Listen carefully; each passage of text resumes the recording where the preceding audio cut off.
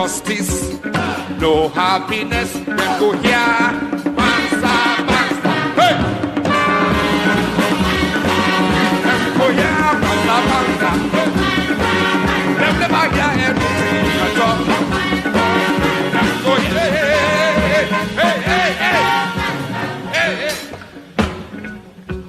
Now, listen. Let's all sing together now.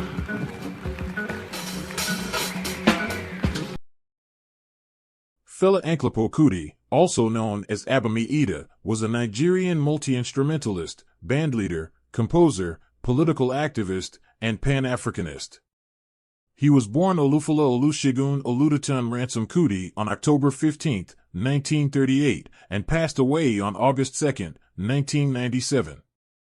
He is credited with being the creator of the African music genre known as Afrobeat, which fuses jazz and funk from the United States with West African music. He was hailed as one of Africa's challenging and compelling music performers at the height of his fame. He was dubbed an internationally significant musical and socio-political voice by AllMusic. Funmilayo Ransom Kuti, an advocate for women's rights in Nigeria, was the mother of Kuti.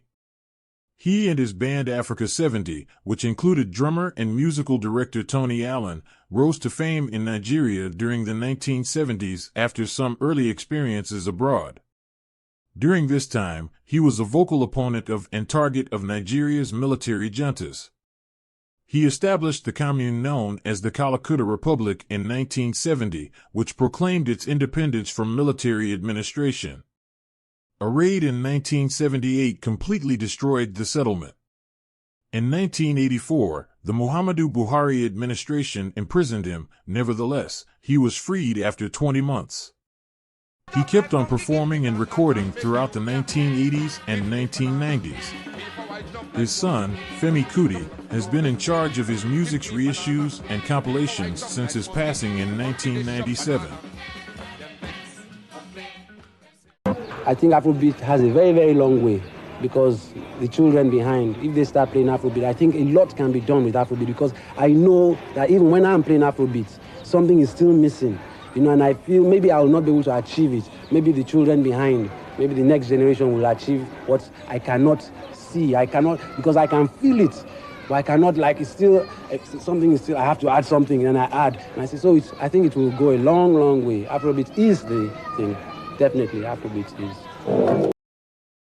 The music of Kuti is referred to as Afrobeat. It is a complicated fusion of jazz, funk, highlife, and traditional African chants and rhythms that he essentially invented. It features psychedelic soul components and is composed in a manner akin to James Brown's. Afrobeat also makes a lot of Tinkerpan-related borrowings. Afrobeat was developed in part by Kuti's drummer of 20 years, Tony Allen. Tony Allen is essential to the existence of Afrobeat, according to Kuti. When most bands only utilized one baritone saxophone, Kuti's ensemble stood out for having two. Funk and hip-hop both use this widespread method, which is found in African and musical genres with African influences. His ensembles occasionally performed with two bassists playing interlocking rhythms and melodies at the same time. There were always at least two guitarists present. An essential component of the sound, the electric West African-style guitar, is employed in Afrobeat ensembles to provide fundamental structure by playing a repeated chordal/melodic statement, riff, or groove. Africa, the hungry, Africa, no unite, no freedom, no justice, no happiness. Them go here, banza, banza, hey! Them go here, banza, banza, hey! Them never hear anything at all. Them go here, hey, hey, hey, hey, hey. Now, listen. Let's all sing together now.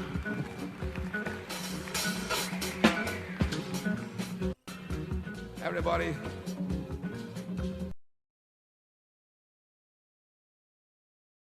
The call and response chorus and symbolic but straightforward lyrics are two features that recur frequently in Kuti's music. His songs were also quite lengthy, lasting at least 10 to 15 minutes and frequently 20 or 30 minutes, with some unreleased tunes having live performances that lasted up to 45 minutes. One of the primary reasons his music never attained a significant level of success outside of Africa was its duration. He often had one 30-minute track on each side of his LP recordings. Before Kuti begins singing the primary half of the song, which includes his lyrics and vocals, for another 10 to 15 minutes, there is typically an instrumental introduction jam element of the song that lasts about 10 to 15 minutes. His songs have been split into two parts on various recordings, with part 1 being the instrumental and part 2 including vocals. Although he has sang a few songs in Yoruba, Kuti's songs are primarily sung in Nigerian Pidgin English. He primarily used the saxophone and keyboards, although he also occasionally performed the trumpet, electric guitar, and drum solos. Due to his refusal to sing songs after recording them, Kuti's popularity outside of Africa suffered. Now, there has not been anybody in this whole politics in Africa. Only two people have walked on the streets to follow people to where they are going. Nkrumah and my mother. What are you talking about?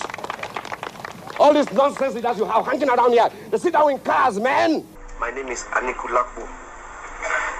I have death in my pouch. I can't die. They can't kill me. Kuti was known for being a showman, and his performances were frequently outrageous and wild. He called his performance style the underground spiritual game. He was not interested in putting on a show in the 1980s, despite the expectations of many who wanted him to perform concerts similar to those in the West. His performance in Europe was a reflection of his previous influences as well as what was current at the time. When the military regime in control set fire to his home, he tried to shoot a movie but lost all the equipment. He believed that music, including his own, should have a political purpose. It is intended for music to have an impact. You're not accomplishing shit if you're playing music and nobody feels anything. African music is all about that. You have to get up when you hear something. I want to inspire others to dance as well as to reflect. In contrast to a wretched life, music seeks to impose a better one. It must affect you when you're listening to something that portrays having a better life, but you don't actually have one.